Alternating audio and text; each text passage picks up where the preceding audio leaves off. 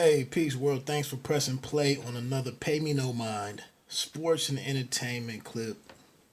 My name is Wood. Please consider subscribing to the channel.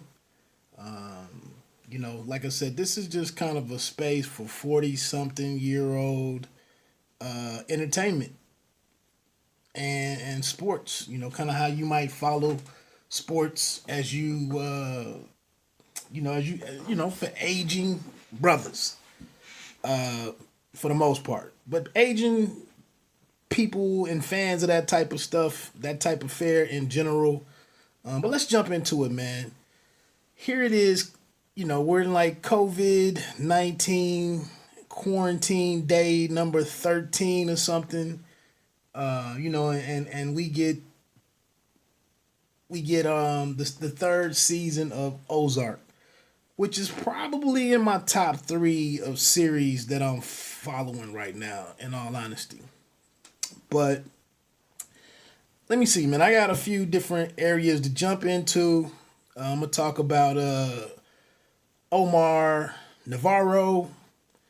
I got a little thought on what the house represents. Just it's not a character in the show, but the house is it's eye catching to me. It's some meaning behind it to me. Talk about the performances.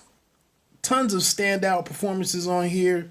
On the show in general, but in season 3, a couple of people stand out for me. I got a comparison of Ozark versus Power, and I'm mainly doing that because it involves families and it involves the heads of families that are trying to get out of a situation or trying to get out of the game. So I have some thoughts there, some compare and contrast between Ozark and Power. And then I guess kind of my summation or my summary, of kind of season 3. So with that said, let's jump into Omar Narravo. It's kind of interesting. Here it is in season 3. We finally get the guy that's pressing. We get a lot of screen time of the guy that's pressing the buttons. And I think one of the continuing themes here with Ozark is how helpless Marty is. Like I mentioned this in previous videos over the first 2 seasons. He can't defend himself physically or with gun power.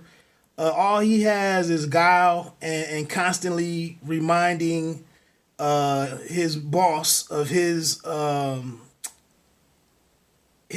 business acumen and his ability to his importance to him and to his empire. So Omar Narravo, in my opinion, we've seen this character before.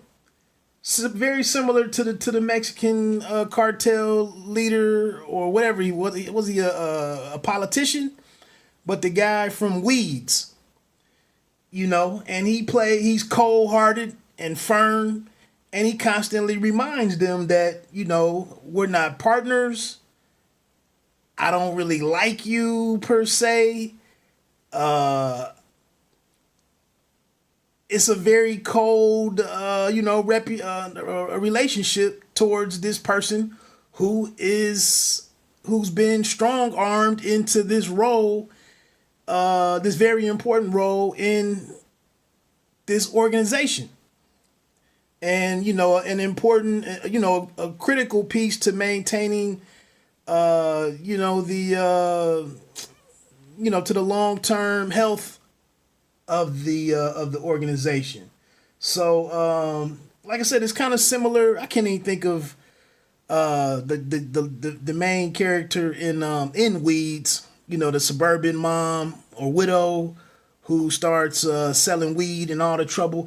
It's kind of the same relationship where that character gets into troubles where she can't defend herself, but she just keeps delivering.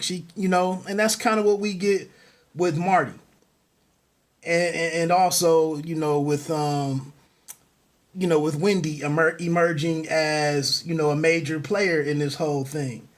I was trying to see real quick where Felix Solis is his name, I believe.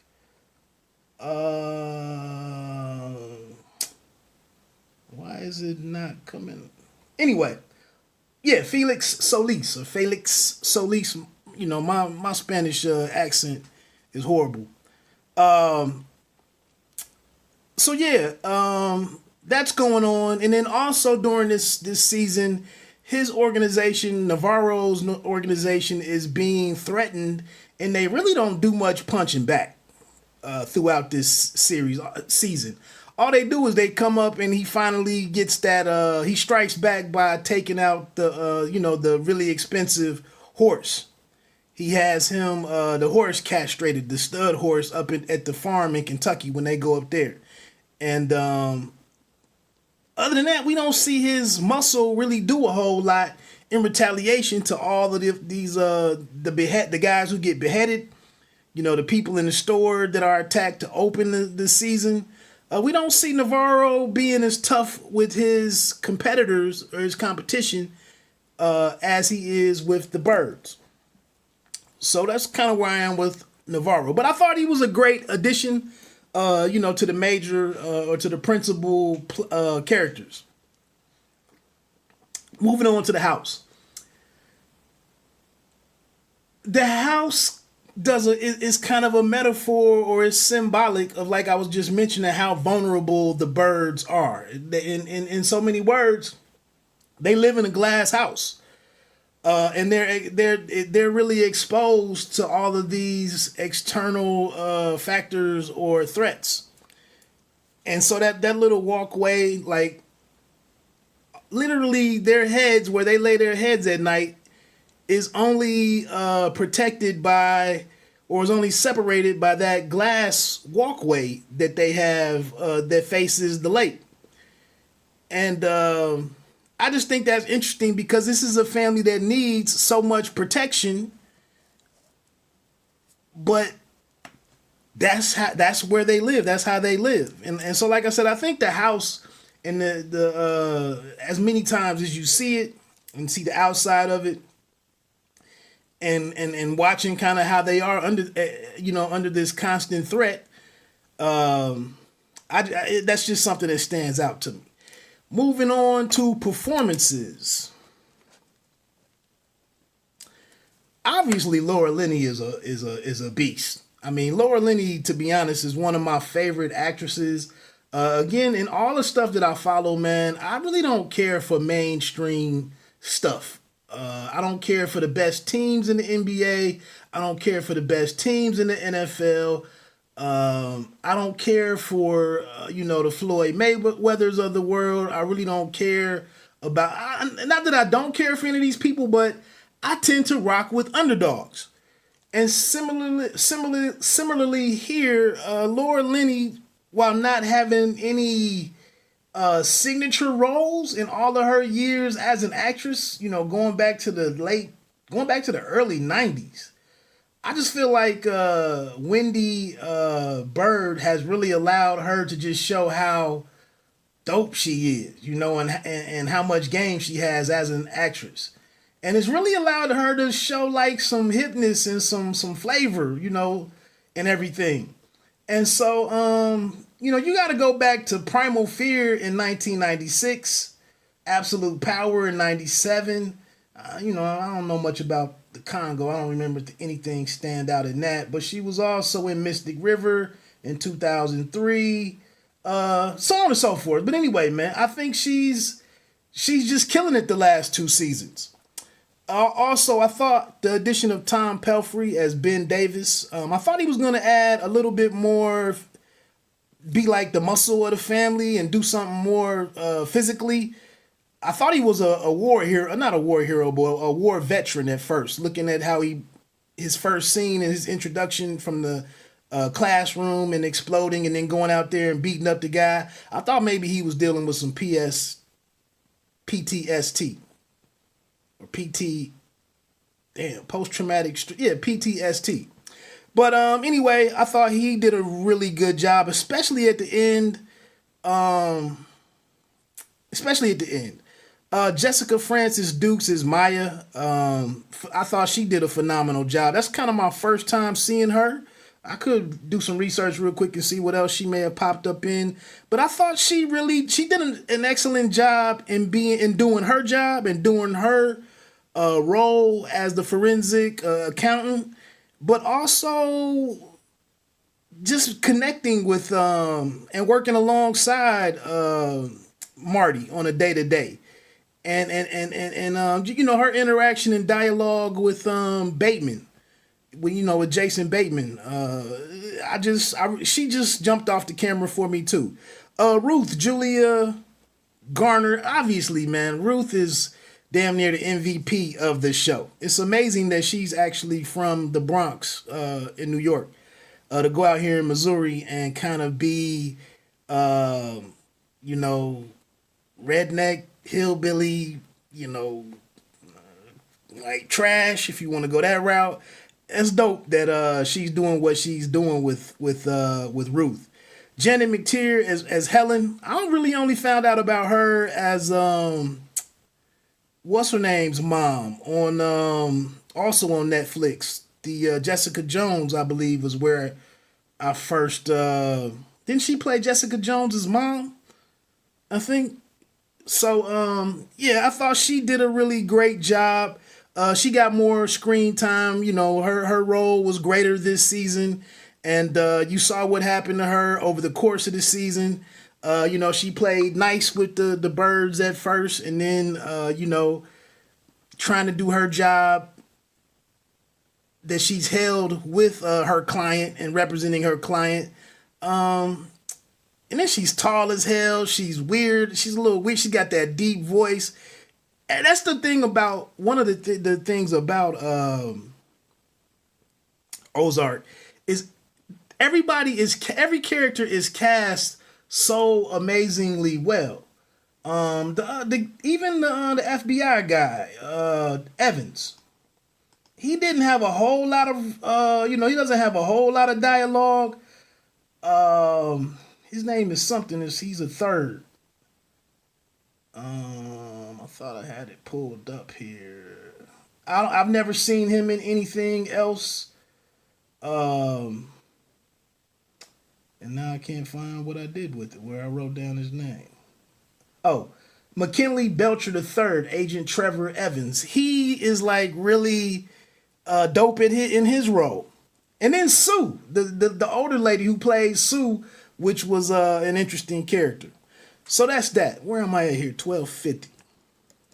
All right, man. So Ozark versus Power. A long time ago, I was gonna do a slideshow comparing, you know, Marty to Ghost, Tasha to Wendy, and the kids, you know, Tyreek to Charlotte and Jonah and so on and so forth. I ran out of time to get it up when it was still relevant. But I guess what I'm getting at, man, is I've been highly critical of Power. Although, before you say I'm a hater, I rocked with the Power with Power until it became bullshit. Until they got sloppy. And I think the turning point really for me was when he tried to take when Ghost tried to take Tyreek to the Knicks game. And it seemed like it was a moment where they could reconcile their relationship and move on. And if you remember, they got ambushed by some competition, and then the paramilitary group showed up they killed all those guys with assault rifles, and Tyreek didn't hear any of it because he had on some Beats headphones. And after that, from that moment on, I was kind of like, that was the start of the downward trend for me and Power. But here it is, like I said, for those that like Power, man, who really rocked with what they did with that black family, I just wasn't a fan of it. Look at what the hell Tasha did as a mother of three before Raina got shot, and the fact that Raina was taken out. But the family went all over the place because they didn't stick together as a family. And that's kind of what the freaking problem is in the community now, is kind of some differences with the family unit. And then over here on Ozark, Charlotte did try to, she did sue to lead the family. But as the family encountered all of these different challenges, they all played their part and leaned inwards on the family and followed along with what, and letting the father run the show and steer them out of this horrible situation, and out of their lives being endangered 24/7. And that's another strength of Ozark, is that they don't use all the sex scenes and the screwing and the tits and that. They don't use all of that to move the story along. It's storytelling, versus just shock value stuff and the lowest hanging fruit. So I mean, and I get it. These shows are kind of nothing alike, but like I said, based on it being centered around a family and a father who's trying to get out the game, that's where the similarities, the parallels come into play for me. Now you could say, well, what about Ben? What about Ben getting killed and Wendy serving him up? I get that, but I think that's I thought it was well handled.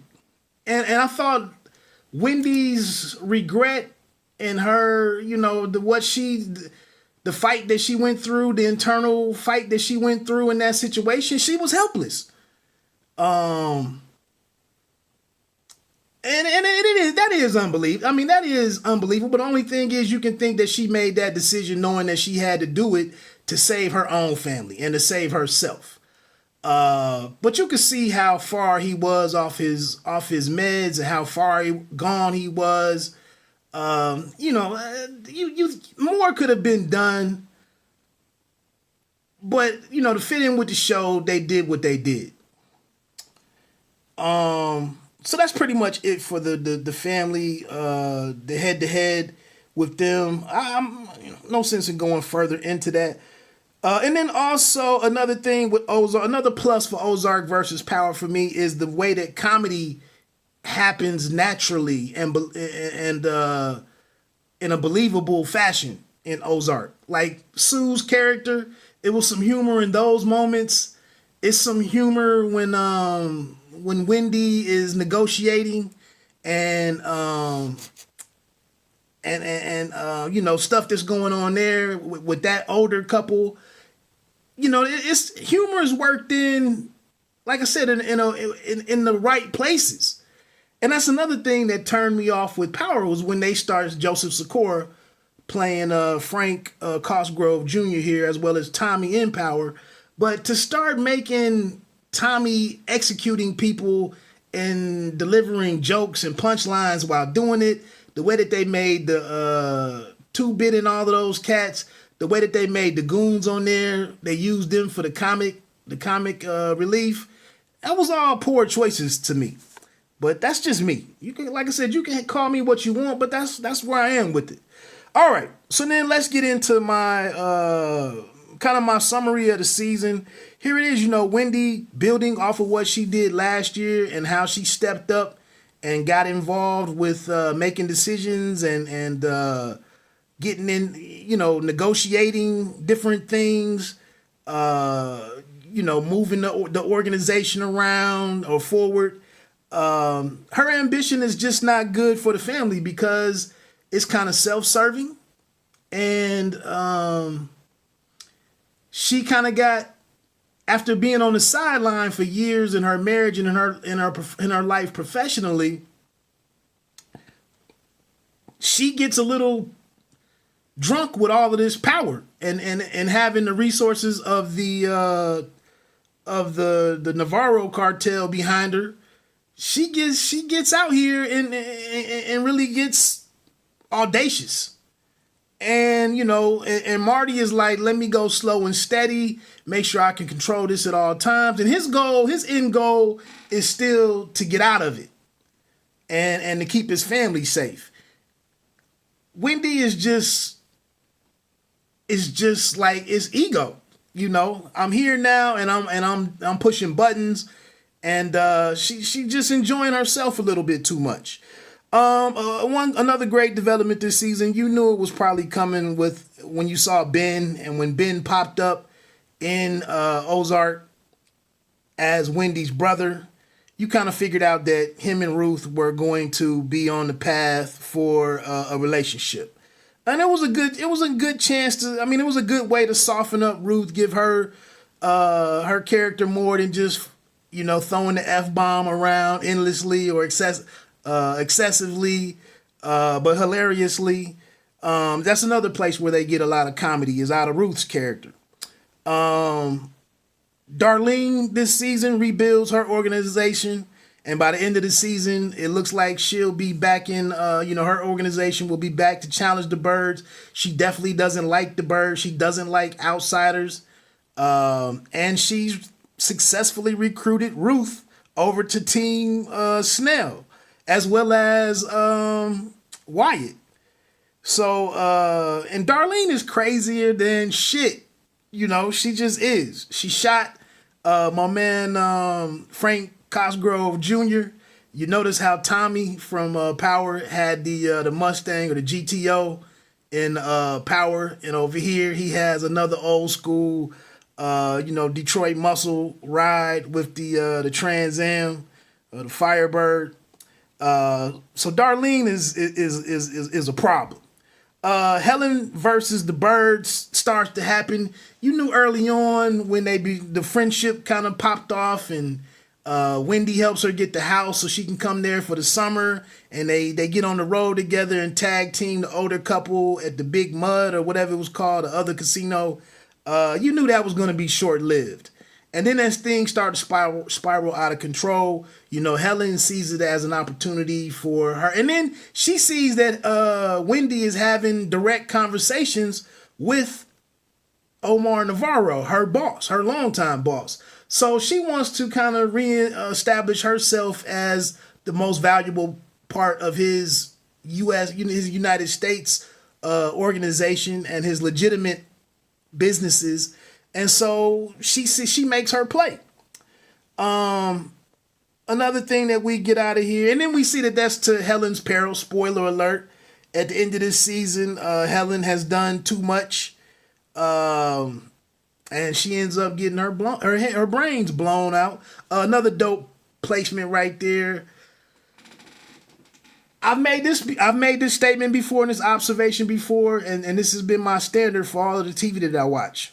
I prefer television with diverse casts. I watch stuff with black people involved. Now I understand it's been a little challenging for them to, get black characters. I can't overlook the fact that there are people of color with the Mexican, the cartel members that have been around. Nelson has been there for 2 or 3 seasons now. But like I said, I just prefer to support. If I'm gonna sit and give you 10 hours of my watch time, I want to see some people like me who look like me involved in the cast, and they accomplished that with Maya, the other agent Evans that I just mentioned, Agent Trevor Evans, who was the